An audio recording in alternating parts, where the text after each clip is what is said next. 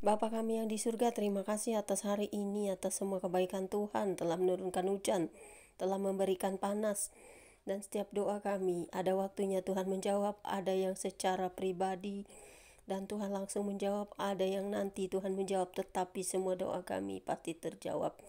Karena kami punya Tuhan yang berkuasa atas segala semesta ini, yaitu nama Yesus Kristus yang berkata bahwa di dalam namanya, minta apa saja pasti dikabulkan. Itulah iman kami yang sejati bahwa apapun yang kami minta pasti dikabulkan dan kami menerimanya. Kuasa nama Yesus Kristus dan darah Yesus Kristus sangat berkuasa bagi kami, orang-orang yang sungguh-sungguh percaya kepadamu. Tuhan, saat ini kembali kami membaca Alkitab. Kiranya Engkau menerangi hati dan jiwa kami selalu untuk mengerti memahaminya.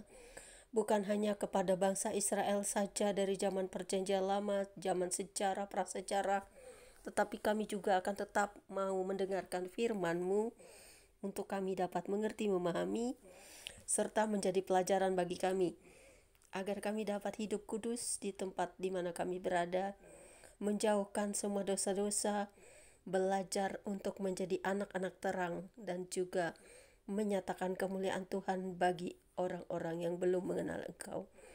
Karena tanpa mengenal Engkau secara pribadi, sebagaimanapun kami ingin mereka mengenal Engkau secara pribadi, begitulah kerinduan kami, Tuhan. Tanpa ada perdebatan, penghujatan, maupun caci maki, yang kami mau agar setiap orang dijumpai oleh-Mu secara pribadi. Kau turunkan Roh-Mu yang suci untuk mereka mengenal Engkau secara pribadi. Karena tanpa itu semuanya tidak akan terjadi, Tuhan. Karena roh-roh penghujatan dan juga penentangan akan Engkau masif sekali terjadi di seluruh dunia ini. Kami yakin dan percaya Tuhan mengasihani mereka yang masih berada dalam kegelapan, penentangan akan kuasa Kristus Yesus, penentangan akan salib Kristus, penentangan akan kuasa darah Yesus. Karena itu Tuhan, meteraikan kami anak-anak-Mu ke seluruh penjuru dunia ini, untuk menyampaikan kabar baik ini kepada orang-orang yang diberi kebebasan untuk menerima. Tetapi bagi mereka yang menolak, kami akan mengebaskan kaki dan keluar dari tempat mereka.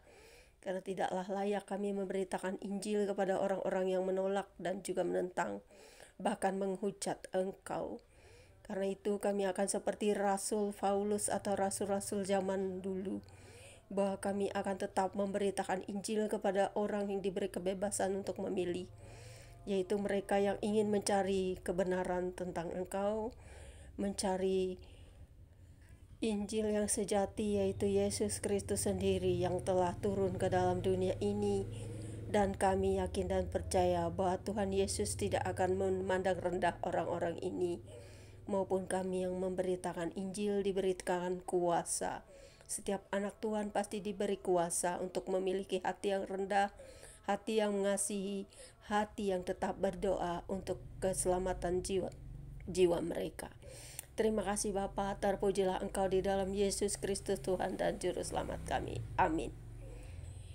Pembacaan Alkitab di siang hari ini terambil dari Ulangan 23 ayat 17 hingga dengan ayat yang ke-18 dengan perikop menentang persundalan di tempat kudus yang berbunyi demikian.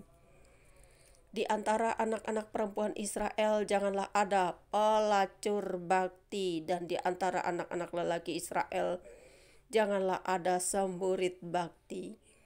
Janganlah kau bawa upah sundal atau uang semburit ke dalam rumah Tuhan Allahmu untuk menempati salah satu nazar, sebab keduanya itu adalah kekejian bagi Tuhan Allahmu.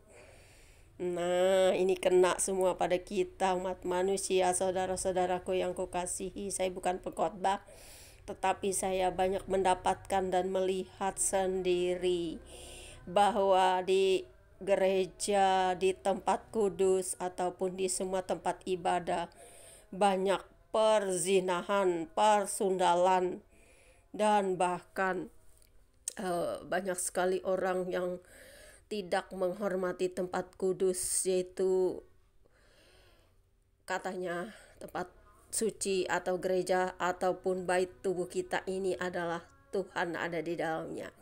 Karena itu setiap hari kita harus bertobat dari dosa persundalan, perzinahan, supaya doa-doa kita layak di hadapan Tuhan.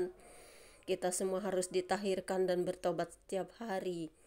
Untuk apa gunanya setiap hari pergi ke gereja ataupun beribadah kalau tidak mau menyucikan diri kita? Saya banyak mendapati dan bahkan itu tidak bisa ditentang. Dari pribadi sendiri, di keluarga saya banyak sekali saya lihat, di keluarga Kristen ya, banyak sekali perzinahan. Orang-orang yang berzina ini adalah orang-orang gereja sendiri. Saya saksinya. Dan ini bukan membuka kedok gereja di mana gereja itu berada, tetapi di semua tempat yang paling suci ada banyak perzinahan, percabulan. Itu makanya saya bilang, sucikan dulu hati dan jiwa kita, tubuh kita. Gereja yang tempat kudus itu atau di mana kita bersembahyang harusnya suci. Jangan ada perzinahan, percabulan.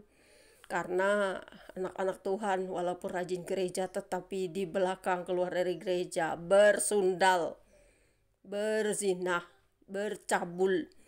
Itu sangat menjijikan bagi Tuhan dan kekejian.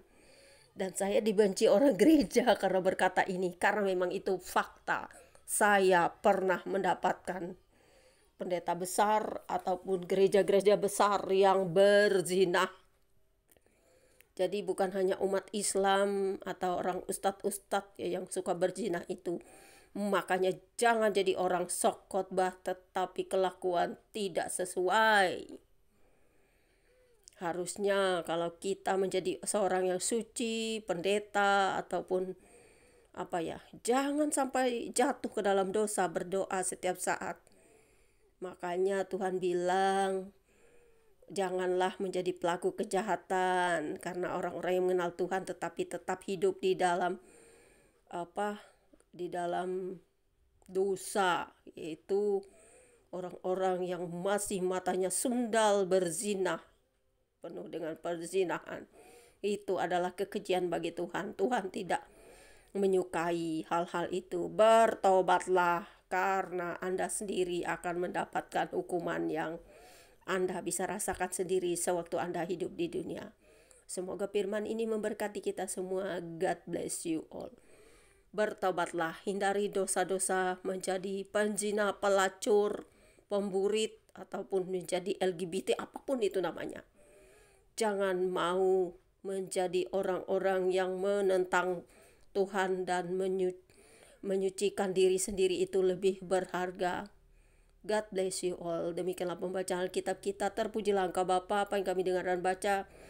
Kiranya kami selalu menyucikan tubuh kami, jiwa kami, raga kami, supaya kami layak dan juga supaya kami bertobat setiap hari, setiap detik, agar Sang Pencipta kami mau menerima pertobatan kami. Kami mengaku semua dosa-dosa kami.